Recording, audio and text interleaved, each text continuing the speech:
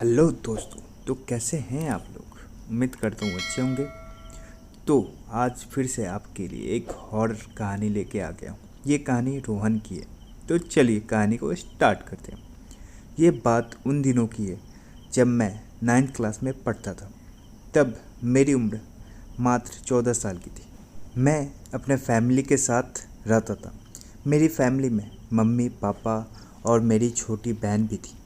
मेरे पापा गवर्नमेंट नौकरी करते थे, इसलिए हमें सरकारी क्वार्टर्स में रहना पड़ता था। जब मेरे पापा का प्रमोशन हुआ था तब हमने एक कॉलोनी में एक बड़ा सा फ्लैट ले लिया। उसके बाद हम नए फ्लैट में शिफ्ट हो गए। मैं बहुत ही खुश था क्योंकि मैं सोच रहा था कि मैं अपना एक अलग से कमरा लूँगा। पता नहीं क्यों जिस दिन से हम उस घर में रहने के लिए गए थे तब से मुझे घर में अजीबोगरीब बेचैनी महसूस हुआ करती थी।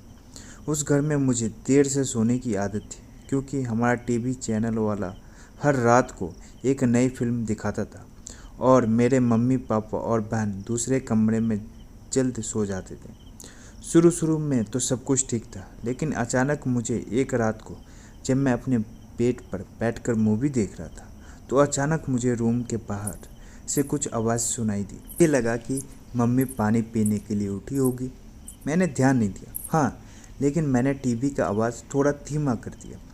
लेकिन 4-5 मिनट के बाद फिर से वही आवाज़ आने लगी। वह आवाज़ किसी औरत के चलने पर उसके पायल की आवाज़ आती हो, जैसे छन छन छन। बिल्कुल ऐसी ही आवाज़ आ रही थी। मैंने टीवी का आवाज़ बिल्कुल बंद कर दिया, लेकिन बाहर से वही आवाज़ आ रही थी, छन छन छन। आवाज़ सुनकर मेरा शरीर कांपने लगा और मेरे रोंगटे भी खड़े हो गए।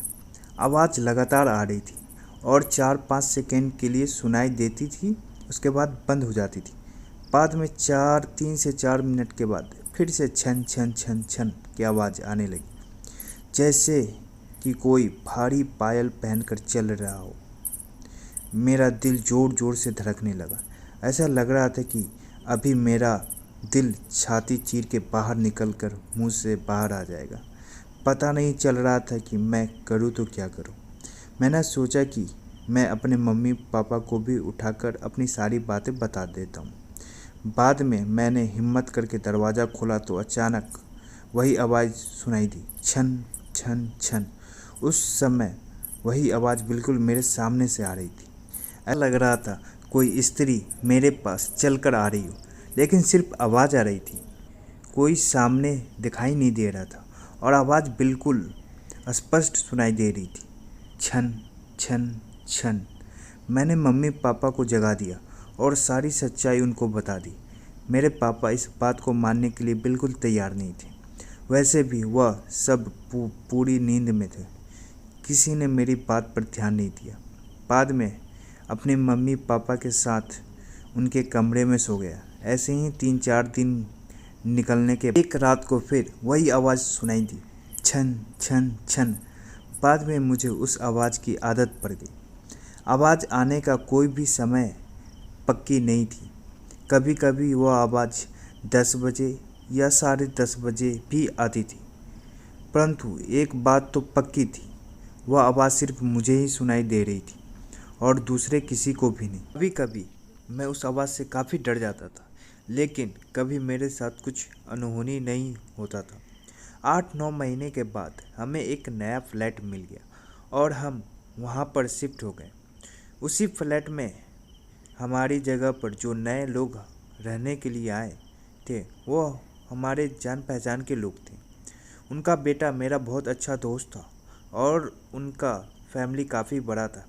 एक दिन वह अंकल हमारे घर पर आए और हमसे पूछा कि क्या आपको भी कभी कभी कोई आवाज़ सुनाई देती है। बस यही बात सुनकर मुझे पूरा यकीन हो गया था कि वह कोई मेरा वहम नहीं था। उस अंकल के पूरे परिवार ने वह आवाज़ सुनी थी। आखिर में मेरे मम्मी पापा को भी यकीन हो गया, मैं झूठ नहीं बोल रहा था। बाद में उन लोगों ने घर में पूजा पाठ करवाया। हमने यह बात जानने की कोशिश की थी कि उस घर में आखिर हुआ क्या था। तब जाकर पता चला कि उस घर में एक नहीं बल्कि 6 आत्माएं रहती थी। उस बात को 14 वर्ष हो गए और अब मैं बड़ा हो गया। मुझे पता नहीं कि क्या आज भी वो आवाज़ सुनाई दे रही है या नहीं। लेकिन आज भी मैं उस आवाज़ के बारे में सोचता हूँ तो मेरे मन में एक अजीब सा डर बैठ जाता है। आज की कहानी यहीं पे ख़त्म होती। आपको ये कहानी कैसी लगी कमेंट करके ज़रूर बताएं और लाइक कमेंट एंड सब्सक्राइब करना ना भूलें।